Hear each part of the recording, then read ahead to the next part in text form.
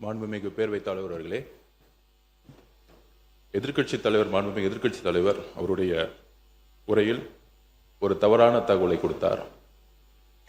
பிரதம மந்திரிக்கு ஒரு முறை மட்டும்தான் கடிதத்தை மாண்புமிகு முதலமைச்சர் எழுதினார் சொன்னாரு. நான் முடிச்சிடுறேன். முதல்ல பேசும்பொழுது அவர் முதல்ல நான் பேசி முடிச்சிடறேன். அவர் பேசி முடிச்சு தர வாய்ப்பு தரேன். அவர் பேசி முடிச்சு அந்த வாய்ப்பு தரேன். இருங்க, அவர் பேசி முடிக்கிட்டு என்ன சொல்றாருன்னு கேளுங்க, அதுக்கப்புறம் பதில் சொல்லலாம். அதுக்கப்புறம் பேசிட்டோம். முதல் முறை பேசும்பொழுது ஒரு முறைன்னு சொன்னாரு, அப்புறம் இருமுறைன்னு சொன்னாரு. அதுக்கப்புறம் விவசாயிகளை சந்திக்கலன்னு சொன்னாரு. ஒரு தகவல், இன்றைக்கு மதியம் டெல்டா உடைய அனைத்து விவசாய சங்கத்திலே நீர்வளத்துறை அமைச்சராக இருக்கட்டும், பொதுப்பணித்துறை அமைச்சராகட்டும், மூத்த அமைச்சர்களை முதலில் சந்திக்க சொல்லி இன்று மதியம் 3:30 மணி அளவில் சந்திக்க ஒரு தகவலை கொடுக்கிறோம். ஒரு நிமிஷம். சந்திக்கிறதுக்கு போன வாரமே அதுக்கான இன்ஸ்ட்ரக்ஷன் கொடுத்துட்டாரு. Number 1 point.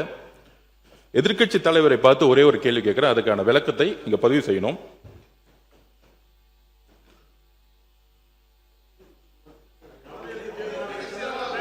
கர்நாடக அரசு மேகதாது அணை கட்டுவதற்கான அதாவது என்ன கொஞ்சம் பேச விடுங்க. ஏன்னா எதிர்க்கட்சி தலைவர் கேட்டதுக்கு ஒரு பதில் மட்டும் நான் கேட்கணும். அவர்கிட்ட ஒரே ஒரு கேள்வி கேட்டுக்கிறேன்.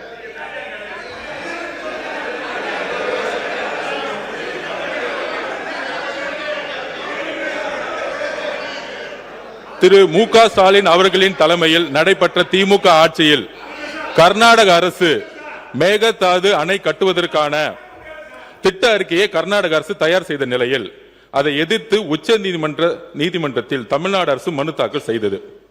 அந்த மனுவை உச்ச நீதிமன்றம் 13/11/2025 அன்று தள்ளுபடி செய்தது. தமிழ்நாடு அரசின் மனுவை உச்ச நீதிமன்றம் தள்ளுபடி செய்ததை எதிர்த்து அன்றைய திமுக அரசு மீண்டும் உச்ச நீதிமன்றம் சீராய்வு மனுவை தாக்கல் செய்தது.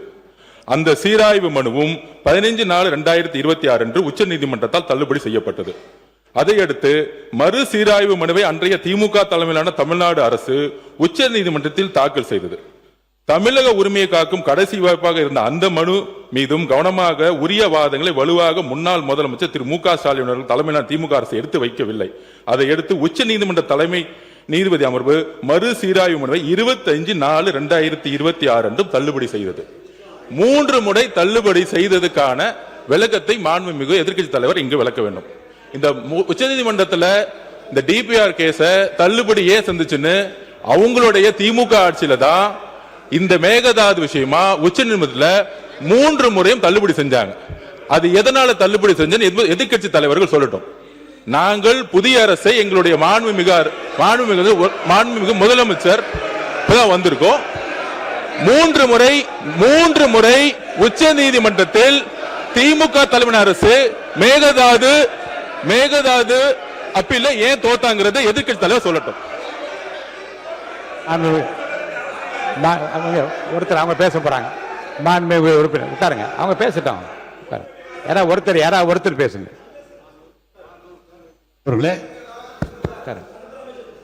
உச்ச நீதிமன்றத்தில் முதலிலே தீர்ப்பு தள்ளுபடி ஆகிறது. மீண்டும் சீராய்வு மனு போடப்பட்டது, அதுவும் தள்ளுபடி ஆகிறது. மீண்டும் சீராய்வு மனு மறு சீராய்வு போட்ட போது உச்சநீதிமன்றத்தை சொல்லி தள்ளுபடி அல்ல, நீங்கள் கொஞ்சம் அவகாசம் எடுத்துக்கொண்டு வர வேண்டும் என்று சொன்னார்களே தவிர முழுமையாக சொல்லவில்லை. ஒன்று. 2வது, மாண்பு அமைச்சர் பெருமக்கள் முதலமைச்சரை புகழ்ந்து பேசுவது என்பது இயல்பு, அவர் பேசட்டும், அதெல்லாம் ஒன்று, எந்த விதமான மாறுபாடான கருத்து அல்ல. அவர் 3 ஆண்டு காலம் யாரை கண்டு பயப்பட வேண்டும் என்று சொல்லி முதலமைச்சரை குளிர்ப்பது இல்லை. அதை இங்கேருந்து ஒருத்தர் மாற்றி பேசி நீங்கள் யாரை பாராட்டுன்னு நினைக்கிறீங்களோ அது சண்டை வளர்க்குறதா இருக்குது. நீங்கள் நல்லபடியாக அந்த மேகதாது பிரச்சனையில் நம்முடைய ஒற்றுமையை பற்றி பேசுகிற போது இதுபோல் கருத்து மாறுபாடு தேவையில்லை என்பது என்னுடைய கருத்து. எனவே கழக அரசு நமது தளபதி முன்னாள் முதலமைச்சர் அவர்கள் மேகதாதை பற்றி ஒரு நாள் கூட தாமதம் செய்யாமல் அடுத்த நடவடிக்கைகள் எடுத்திருக்கிறார் என்பதுதான் வரலாறு.